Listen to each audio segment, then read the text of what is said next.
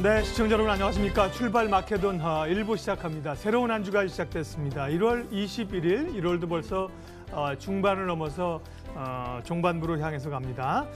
미중 협상 기대감이 생각보다 강하게 글로벌 증시에 영향을 주면서 작은 랠리, 미니 랠리라고 할까요? 생각보다 글로벌 증시가 함께 오르고 있는 그런 모양새입니다. 지난 금요일도 미국 증시는 다우가 1.3% 올랐고요. 나스닥도 1%가량 올라서 상승 흐름을 이어갑니다. 국내 증시도 올랐고요. 야간 선물도 0.69% 상승 반영하고 있기 때문에요. 그 상승의 기운들이 오늘도 좀 미쳐질 것 같은 분위기, 초반 분위기는 그렇습니다. 다만 이번 주 변수나 체크해야 될 이벤트들이 굉장히 많은 주간인데요. 당장 오늘만 보면 미국이 이제 마틴 루터킹 데이로 오늘 휴장하죠. 그리고 중국의 4분기 GDP를 오늘 발표합니다. 얼마나 나올지 주목하고 있고, 또 메이 총리가 이끄는 영국 또 정부가 소위 이제 브렉시트 플랜 B를 오늘 내놓아야 됩니다. 어떤 내용이 담길지도 보면서 장중에 이런 내용들이 시장의 변동성을 좀 키울 수도 있는 요인인데요. 한 가지 한 가지 차근차근히 살펴보도록 하겠습니다. 출발 마케돈 1부 시작합니다.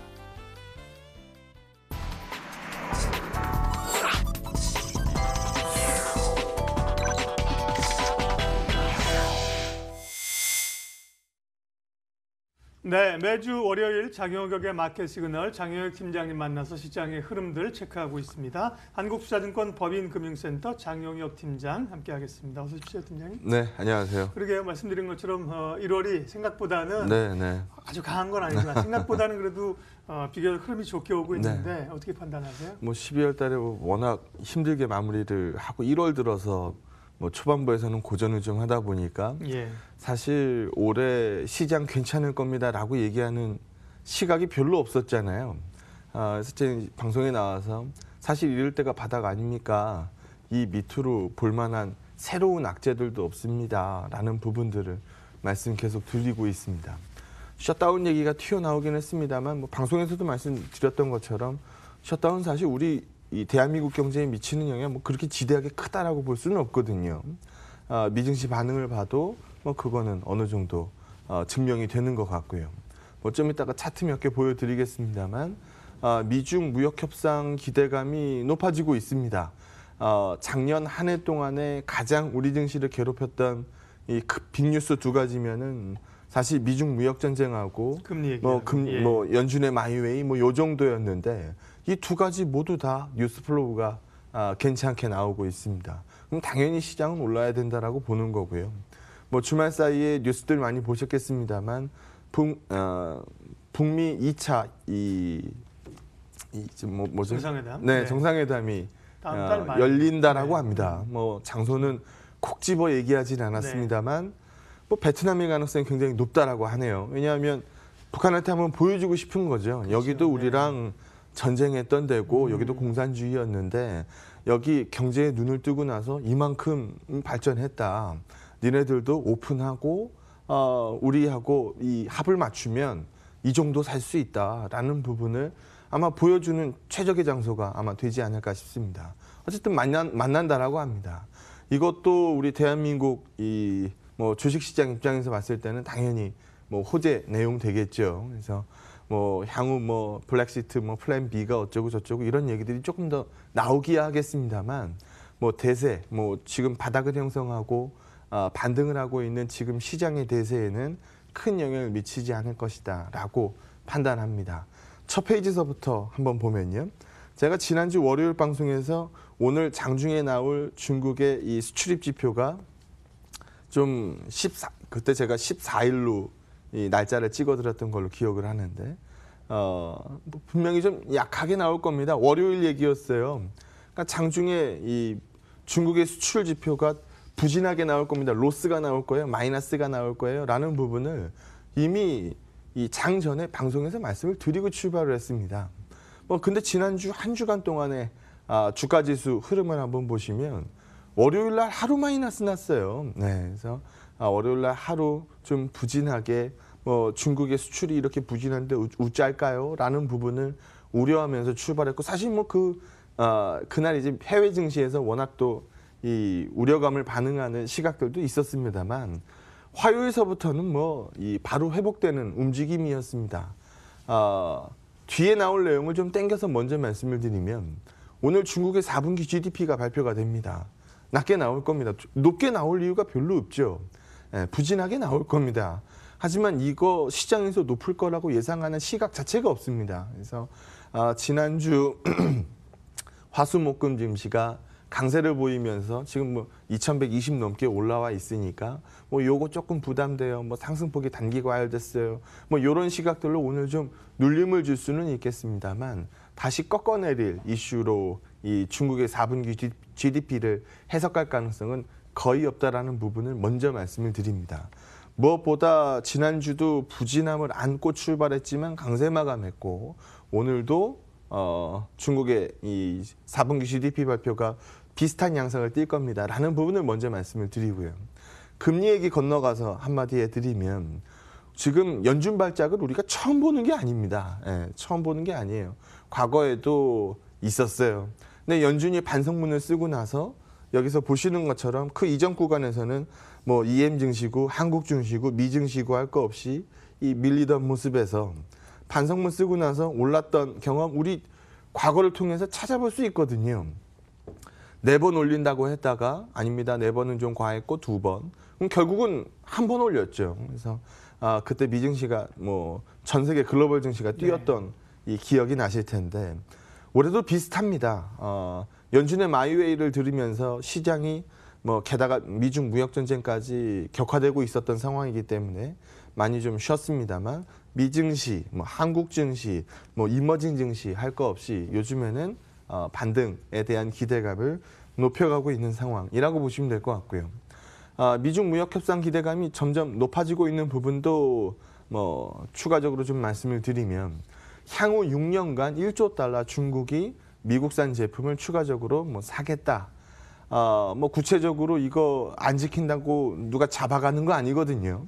그러니까 너무나 좀 막연하다라는 부분으로 해석할 수도 있겠습니다만 얼마 전까지 나오던 뉴스하고 비교해서 한번 생각해 보시죠. 얼마나 많이 양반된 겁니까? 그래서 지금 여기 뉴스에도 나와 있습니다만 대중국 관세 뭐 일시적 철폐 뭐 이런 얘기까지 나오거든요. 물론 이 합의까지는 긴 시간이 필요합니다라는 게 정석이겠습니다만 그래서 더 이상 악화일로를 걷는 모습은 아닙니다. 미국 행정부는 또 그때 가봐야 되는 거고 지금은 그렇죠. 결과가 중요해서 트럼프가 재선하는 게 중요하지 5년, 6년 후에 사실 성적표는 그렇죠. 덜 중요한 겁니다. 네, 맞습니다. 그래서 그런 부분들로 시장이 높은 점수를 안 줄 수도 있겠습니다만 얼마 전 뉴스하고 비교해서 읽어보자라는 거죠. 나아진 뉴스인 거는 사실이고요.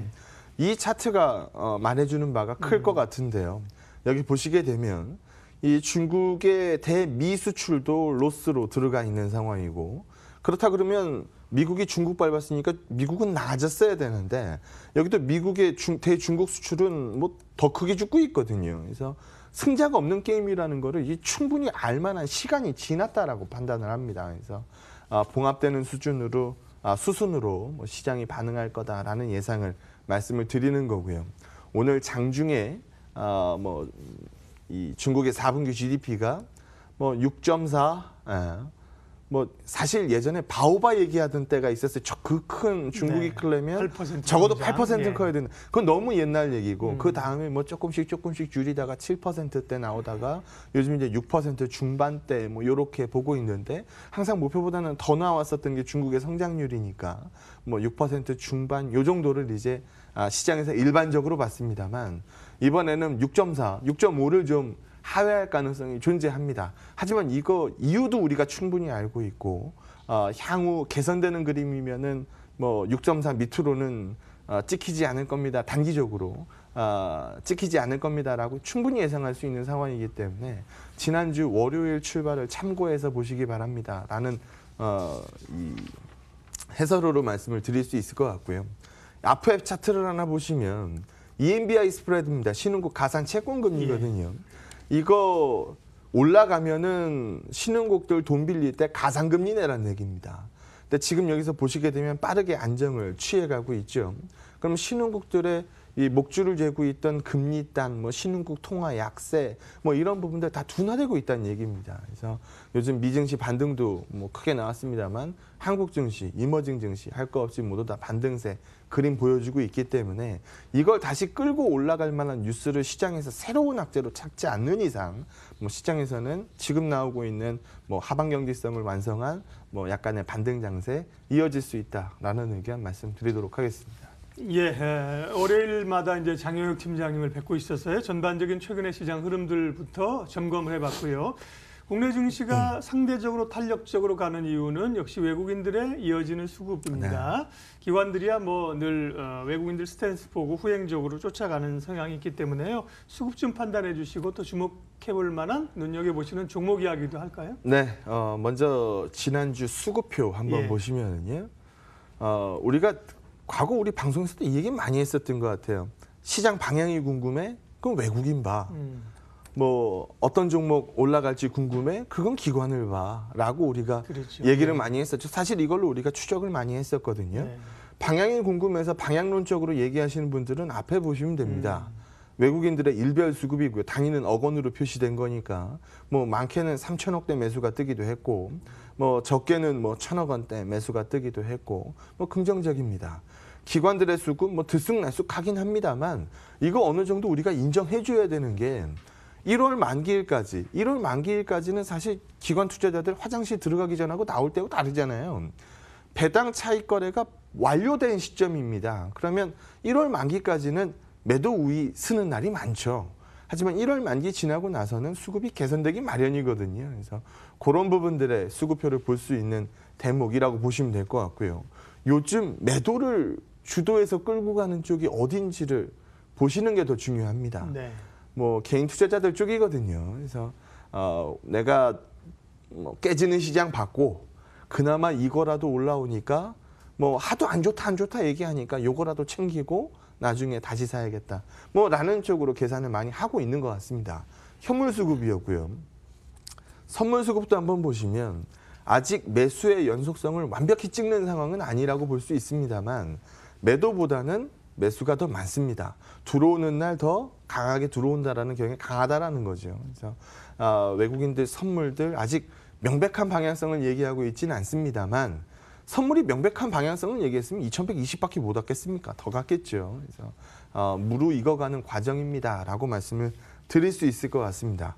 외국인 수급을 좀 해부해서 쳐다보면 유럽계 자금도 더 이상 뭐 이 조세 회피 지역 자금을 포함해서 공격적인 매도를 진행하지 않습니다. 미국계 자금, 우리 이거 롱텀 자금이라고 불러서 사실 유럽계 자금은 들쑥날쑥하지만 예. 미국계 자금은 한번 들어오면 쭉 들어오고 나가면 쭉 나가는 경향이 굉장히 강한데. 오른쪽이 미국계 자금입니다. 네, 그렇죠. 예. 그래서 미국계 자금이 매도를 찍었을 때, 매도로 반전됐을 때, 유출로 반전됐을 때 이때 사실 시장이 우려를 좀 많이 했습니다만 최근 다시 또 매도가 아닌 매수 스탠스를 보여주고 있으니 외국인 수급 내에서 외국인 수급만 쳐다본다라고 하면 뭐 지금 뭐 클라이막스 매도의 클라이막스는 지난 상황 아니겠습니까? 라고 있는 거고요. 그래서 지난주에 니네들이 뭐 샀니라는 부분을 한번 들여다보면 제가 지난주 월요일 방송에서는 시클리컬 얘기를 했죠. 철강, 비철, 뭐 정유, 화학 이런 것들 시장에서 지금 안 쳐다보던 것들인데 이거 미중 기대감 높아지면 이거 올라오지 않겠습니까? 라고 말씀드렸습니다. 지난주 차트 한번 들여다보시죠. 포스코 차트가 어떻게 움직였는지, 현대제철 차트가 어떻게 움직였는지, 뭐 풍산, 뭐 비롯해서 SK 이노베이션, 롯데케미칼, 뭐 이런 화학주들까지 아무도 안 쳐다보던 종목들이었거든요. 그래서 그런 종목들 시세가 굉장히 좋았습니다. 여기 한번 보시면은요. 지난주 외국인 수급에서 눈에 딱 띄는 거 하나만 잡아봐라 라고 얘기하면 삼성전자입니다. 삼성전자는 IT의 대표격이기도 하지만 사실 시장의 바로미터 값입니다. 외국인들이 시장사로 들어올 때 제일 먼저 많이 사는 종목도 삼성전자고 시장 꺾어내릴 때 제일 먼저 많이 파는 종목도 삼성전자입니다. 외국인들 수급에서는 딱 하나만 보면은 방향성 우리가 잡으면 되는 거니까 뭐 큰 무리가 없죠. 삼성전자에 포커스 맞춰진 외국인 수급이면 적어도 방향성 걱정합시다라는 얘기는 아닙니다. 그러면 기관들 쪽에서는 어떤 거 들어왔는지 한번 보죠. 현대모비스, 삼성물산 감이 옵니다. 뭐 현대차 그룹의 뭐 지주회사 기업으로 볼 수 있는 뭐 움직여야 되는 그렇게 움직이고자 하는 현대모비스, 뭐 삼성그룹의 삼성물산, 뭐 한진칼, 이런 부분, 뭐 대한항공, 한진칼, 뭐 이런 부분들이죠. 그래서 이제 뭐 주총 시즌 돌아올 거기 때문에 아마 그런 부분들 쪽에서 실력 행사 이번에 꽤 많을 거다라는 뭐 연기금의 얘기들도 꽤나 많이 들려옵니다. 그거 빼고 뭐 포스코도 보이고요, LG화학도 보이고, SK이노베이션도 보이고, 뭐 하나케미칼 다 저희 방송에서 다뤘던 종목들이에요. 그래서 뭐 이런 부분들이 상위에 포진해 있는 걸 볼 수 있습니다. 그러면 시세 궁금하면 기관수급 보자라 그랬는데 어디 수급이 좋았을지는 대충 감이 오네요. 그럼 이번 주 포커스 한번 잡아보도록 하죠. 이번 주 제 제시주는요, 삼성물산입니다. 삼성물산, 네. 삼성물산 우리 한번 뭐 긴 스토리를 보면서 얘기를 한번 하죠. 삼성물산 왜 빠졌어요? 맨 처음에 왜 빠졌습니까? 국정농단에 뭐 삼성이 뭐 연관돼 있어서 그러면 결국 뭐 이 삼성바이오 상장 시절에 이거 결국 한번 꽈놓은 거 아니냐? 결국 삼성물산한테 뭐 뻥튀기 뭐 합병 시절까지 다시 거슬러 올라가서 삼성물산과 제일모직의 합병 시기까지 다시 거슬러가는 모습이었기 때문에 그 부담감 뭐 사실 없다라고 얘기하면 뭐 거짓말이죠. 삼성바이오로직스 이거 얼마나 괴롭혔습니까? 결국 시장에서 뭐 상폐된다, 뭐한다, 뭐 얘기 나왔습니다. 급한 불은 껐죠. 그래서 뭐 좋은 얘기 하나도 없었던 구간이었기 때문에 주구장창 빠졌습니다. 근데 우리 지금 한번 보죠. 삼성바이오 어때요? 안정세 찾고 거래 뭐 잘 되고 있습니다. 삼성전자 뭐 어닝이 좀 덜 나오긴 했습니다만 우리 어디 가서 삼성전자만큼 이렇게 안정적으로 이익 버는 회사도 보기 어렵습니다. 뭐 그런 종목들을 안고 있는 지분 가치 이런 것들 다 고려해 줘야 될 텐데 반등각이 미미했었죠. 근데 지난주 제대로 된 그래 이 정도면은 시장이 좀 돌아 나오겠다라는 부분을 시장이 인지하고 나서 삼성물산 움직인 거 한번 보시죠.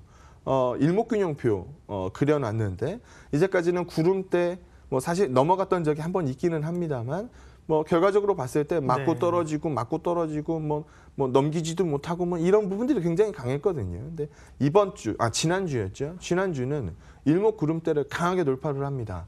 누가 돌파했는지, 뭐 누가 돌파를 만들어 줬는지 들어가서 보면 기관수급입니다. 하루 거래가 20만 주대 나오던 날도 많습니다. 삼성물산 거래가.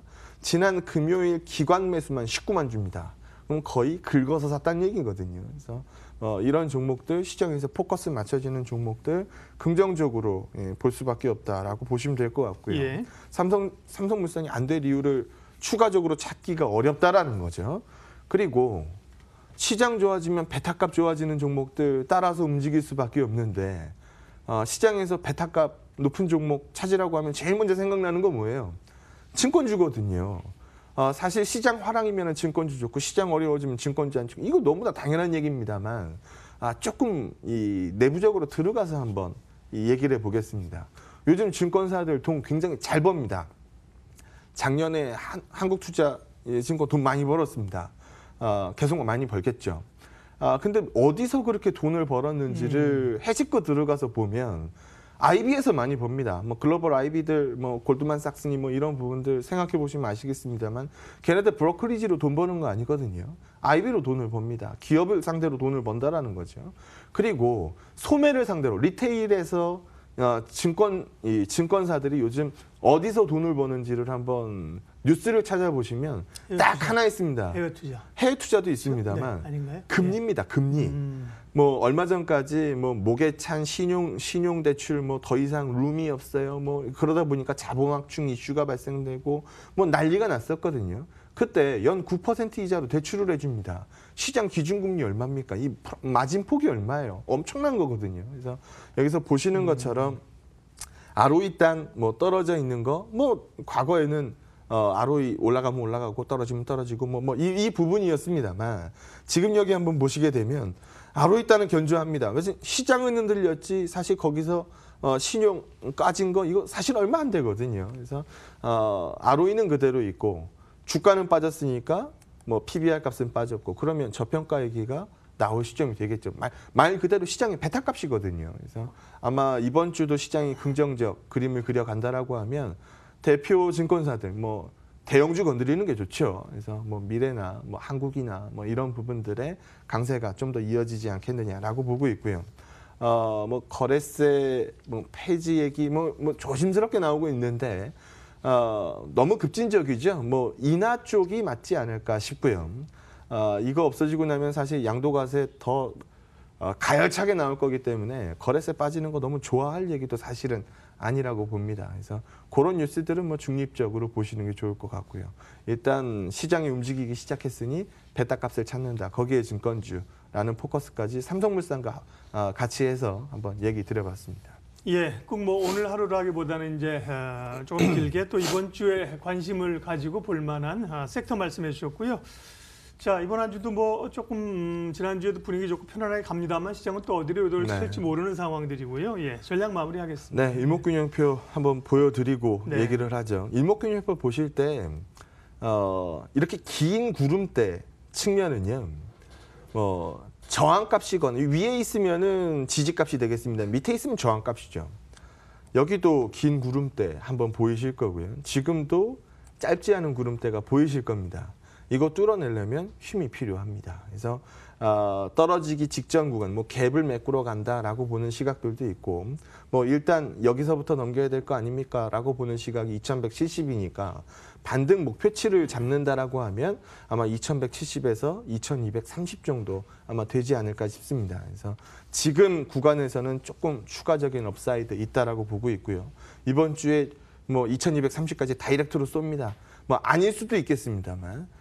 밑으로 다시 꺾일 확률보다는 꺾여도 다시 재반등 그릴 그림이기 때문에 시장에서 우리가 뭐 스토리는 알고 가야 되잖아요. 이런 스토리들로 시장의 반등을 뽑아내면 이 뉴스로는 한 2230까지는 보는 갑다라고 인지하고 시장을 해석하시면 될 것 같습니다. 시장이 안정이 돼야 종목들로 뭐 자신감 있게 배팅할 거 아니겠습니까? 그래서 지금은 아직 자신감이 살아있을 구간이라는 말씀 드리도록 하겠습니다. 네, 월요일 이번 한 주간의 시장이 어떻게 될까 또 궁금하실 텐데요. 전략 종목, 관심 종목까지 이야기해봤습니다. 한국투자증권 장영혁 팀장님 함께해 주셨습니다. 고맙습니다. 네, 고맙습니다.